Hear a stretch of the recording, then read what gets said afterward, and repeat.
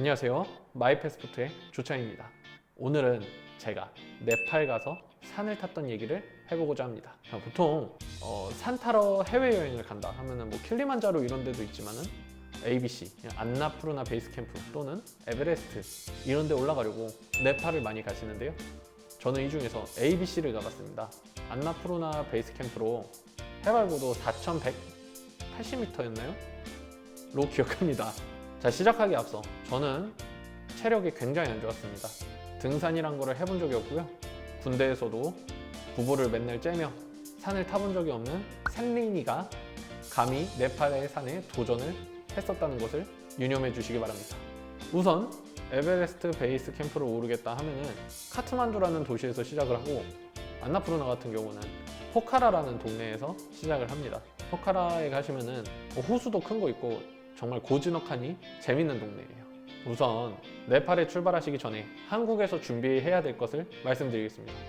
한국에서 등산화는 챙겨가시면 좋습니다. 본인 발에 맞는 등산화를 챙기셔가지고 네팔에서 신으시면 정말 편합니다. 한결 수월해지실 거예요. 그 다음으로는 등산복인데, 등산복은 사실 안 챙겨가셔도 딱히 문제는 없습니다. 왜 안 챙겨도 되는지는 뒤에서 말씀드리겠습니다. 다음으로 체력인데요. 사실 저 같은 사람도 올라갔었으니까 반절 정도만 챙기셔도 딱히 문제는 없을 것 같습니다. 자, 그래서 왜 등산복을 사지 않아도 되느냐? 등산을 시작하는 도시인 카트만두나 포카라에 가시면은 짝퉁 등산복 매장들이 엄청 많습니다. 물론 진짜 오피셜 매장도 있긴 있는데 괜히 거기 가서 돈 쓰지 마시고요. 짝퉁 등산복 사시면은 생각보다 이제 퀄리티가 좋아요. 따뜻하고 질이 좋습니다. 포카라나 카트만두에서 최대한 등산용품 짝퉁 위주로 구입을 많이 하시고요. 물통은 구매하시는 게 좋습니다. 보온병 같은 것도 좋지만은 그 날찜이라는 브랜드에서 나오는 큰 물통이 있습니다. 그거 정도는 구매하시고 올라가시는 게 좋습니다. 산을 타시다 보면은 밤에 생각보다 이제 많이 추워요. 추워가지고 잠도 안 오고 히터를 좀 틀고 싶으면은 돈을 요구하거든요. 물통에다가 따뜻한 물을 채워가지고 안고 자시는 거 추천합니다. 추위 굉장히 많이 타시면은 침낭 사가셔야 됩니다. 자, 그리고 등산용 폴. 사실 서양인들 같은 경우는 그냥 걸어서 올라가는 사람들도 있는데 체력이 그렇게 좋은 편이 아니시라면 등산용 폴 하나 정도는 구입하시는 게 좋습니다. 그 밑에 카트만두나 포카라 같은 동네에서요, 렌트도 많이 해주니까 렌트해서 올라가시는 것도 괜찮아요. 게스트하우스 같은 데서 렌트 많이 해줍니다. 마지막으로 스레바입니다. 슬리퍼 같은 경우는 산을 올라가고 내려갈 때는 딱히 의미가 없는데 산을 다이렉트로 올라가지는 않습니다. 롯지라고 하는 곳에서 하루 쉬고 밥 먹고 다시 그 다음날 올라가는 식으로 이게 며칠 반복되는 거예요. 한 4박 5일 이런 식으로 반복이 되는 건데, 그때 슬리퍼가 있으면 숙소에서 굉장히 편하겠죠. 저는 깜빡하고 슬리퍼를 안 챙겨가지고 등산화를 신고 밥도 먹고 오만 것을 다 했습니다, 숙소에서. 그리고 고산병약이 있는데요. 고산병약 같은 경우는 무조건 필수다라고 말씀드리기는 좀 그렇지만 보험 든다 생각하시고 챙겨가시는 거를 추천드립니다. 고산병이 어떤 사람은 증세가 안 오고 어떤 사람은 증세가 온다고 하거든요. 저는 증세가 오는 편에 속했어가지고 그 고산병약 안 챙긴 거를 굉장히 후회했습니다.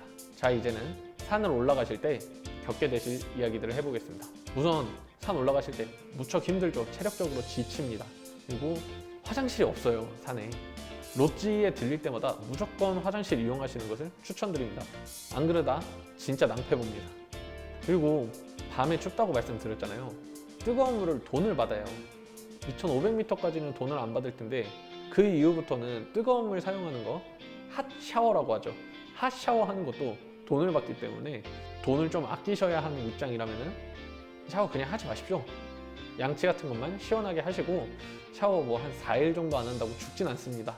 그리고 올라가시다 보면은 물가가 점점 비싸지는 것을 확인하실 수 있습니다. 아무래도 고산이다 보니까 운송을 할 수 있는 수단이 없잖아요, 사람밖에. 그래서 신라면 같은 것도 굉장히 비싸게 판매를 했던 기억이 있습니다. 좀 어깨가 튼튼하시고 체력이 괜찮다, 허리가 좀 강하다 하시는 분들은 그냥 아래서부터 통조림 같은 거라도 몇 개 챙겨 가시는 것도 괜찮은 방법이긴 합니다. 그리고 고산으로 가면 갈수록 그 기압 때문인지는 사실 잘 모르겠는데 밥이 더럽게 맛없습니다. 정말 맛이 없어가지고 저는 원래 해외 가가지고 한국 음식을 잘 먹는 편은 아니에요. 근데 올라가기 전에 다른 여행지에서 만났던 누나가 참치 통조림이랑 김 이런 거를 이렇게 주셨었는데 저는 이거 안 먹겠다, 가가지고 현지 음식 먹으면 되는데 뭐하라 이걸 들고 가냐 무겁겠는데 무조건 챙겨가라고 하시는 거예요.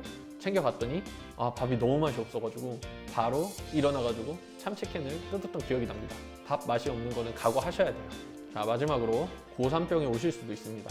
저는 4,100m 정도 올라가는데 사실 고산병이 오지는 않았었어요. 초반에는 MBC라고 하죠. 마차풀의 베이스 캠프 그쪽에서부터 약간 고산병 증세가 오긴 왔었거든요. 온몸이 으슬으슬하고 힘이 없어집니다. 근데 사실 다 내려오면 해결되는 문제이기 때문에 증세가 너무 심각한 편이 아니라면 완주를 하시는 것을 추천드립니다. 자, 이렇게 오늘은 네팔 산을 등산할 때 유의해야 되는 것과 챙기면 좋은 것들 알려드렸습니다. 지금은 사실 코로나 때문에 네팔 같은 곳을 가기가 쉬운 상황은 아니지만 언젠간 기회가 되면 한 번은 꼭 올라가시는 것을 추천드립니다. 만년설산이라는 네팔의 아름다운 산들 죽기 전에는 한번 꼭 보시는 것을 추천드립니다. 저는 그때의 기억을 가지고 아직도 살아가고 있습니다. 그리고 안나푸르나 베이스 캠프 같은 경우에 올라가실 때 헬기를 타고 이제 MBC 마차풀의 베이스 캠프까지만 가는 사람들도 있어요. 우리나라 사람들은 많이 보진 않고 다른 옆 동네 사람들이 많이 그러는 걸 봤는데 굳이 안 그러는 거를 추천드립니다. 건강하시면은 충분히 오를 수 있을 만한 길이고 어린이들도 많이 있거든요. 굉장히 많이 있습니다. 그러니까 한번 노력하셔서 길어봤자 일주일이니까 올라가 보시고 절대 죽을 때까지 잊지 못할 그 멋진 풍경을 느껴보시길 바랍니다. 그리고 밤에 밤하늘도 한번 보시면은 은하수랑 별똥별 같은 거 떨어지는 거 많이 볼 수 있어요. 절대 안 잊혀지니까 강력 추천드립니다. 네팔에 한번 꼭 가보십시오. 오늘 제 얘기가 즐거우셨나요? 제 얘기를 더 듣고 싶다면 구독과 좋아요, 알림 신청까지 모두 눌러주세요. 안녕히 계십시오.